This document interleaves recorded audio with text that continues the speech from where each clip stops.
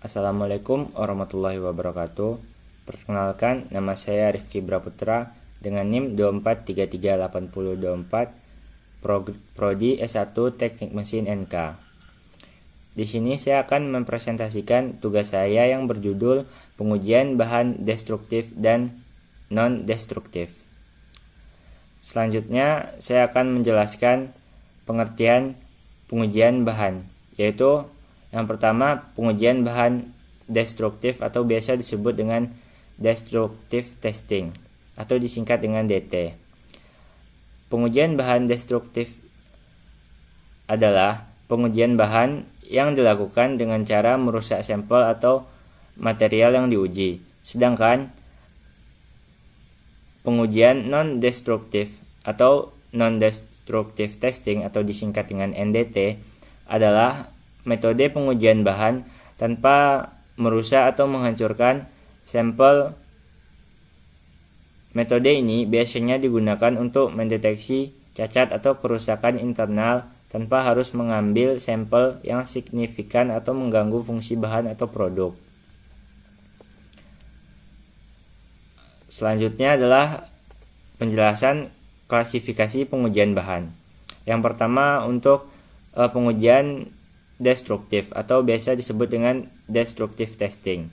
Yang pertama yaitu uji tarik, adalah mengukur kekuatan tarik suatu bahan. Yang kedua yaitu uji kekerasan, adalah menentukan kekerasan permukaan bahan menggunakan metode Brinell atau Rockwell atau Vickers. Yang ketiga uji tumbukan, yaitu mengetahui daya tahan bahan terhadap benturan tiba-tiba. Yang keempat yaitu uji kelelahan, yaitu mengetahui daya tahan bahan terhadap pembebanan berulang.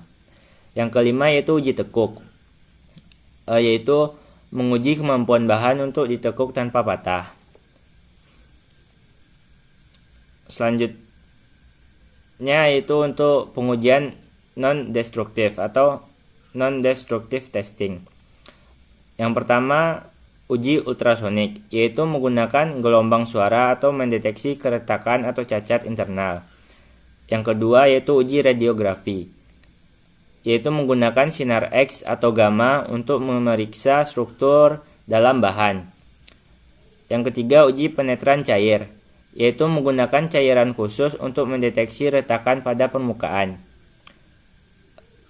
Yang keempat uji partikel magnetik, yaitu menggunakan medan magnet untuk mendeteksi cacat di bahan logam. Yang kelima yaitu uji arus ED, yaitu menggunakan arus listrik untuk memeriksa kerusakan pada bahan logam. Nah, selanjutnya adalah tujuan dari pengujian bahan.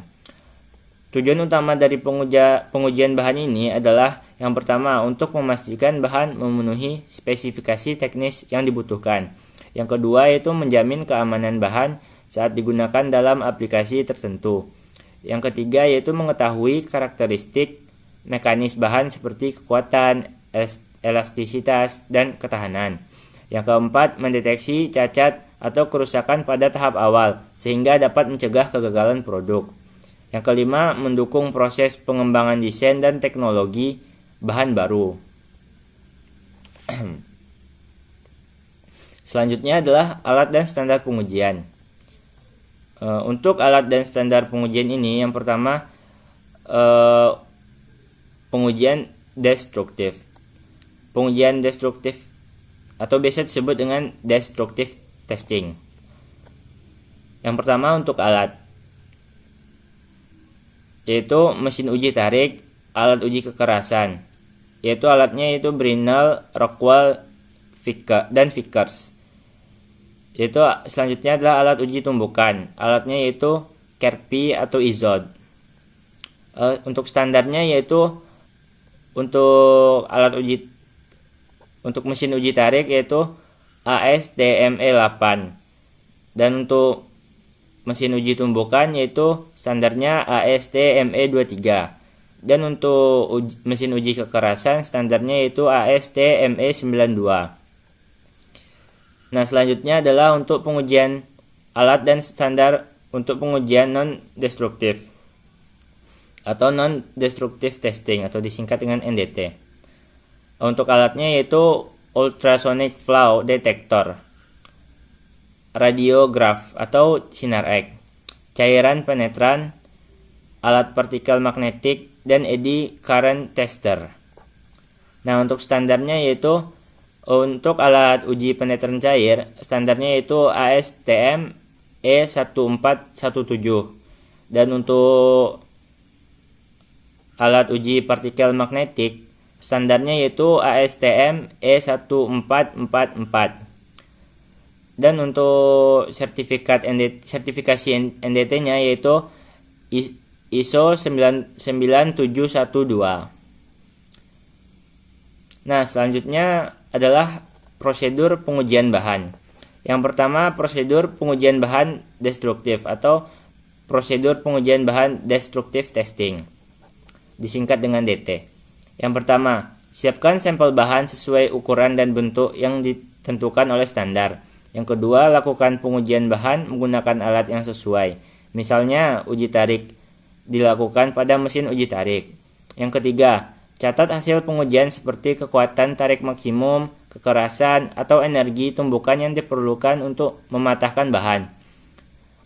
Nah, selanjutnya prosedur pengujian bahan non-destructive testing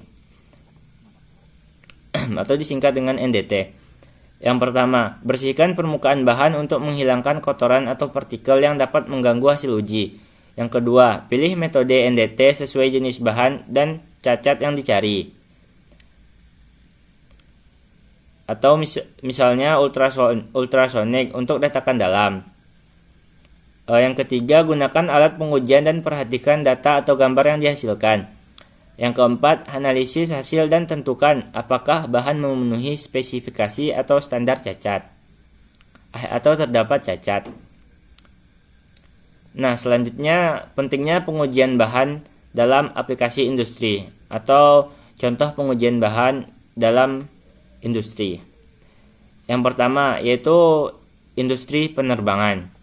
Industri penerbangan ini biasanya menggunakan NDT seperti ultrasonic dan radiografi, digunakan untuk memeriksa retakan pada badan pesawat tanpa merusak strukturnya.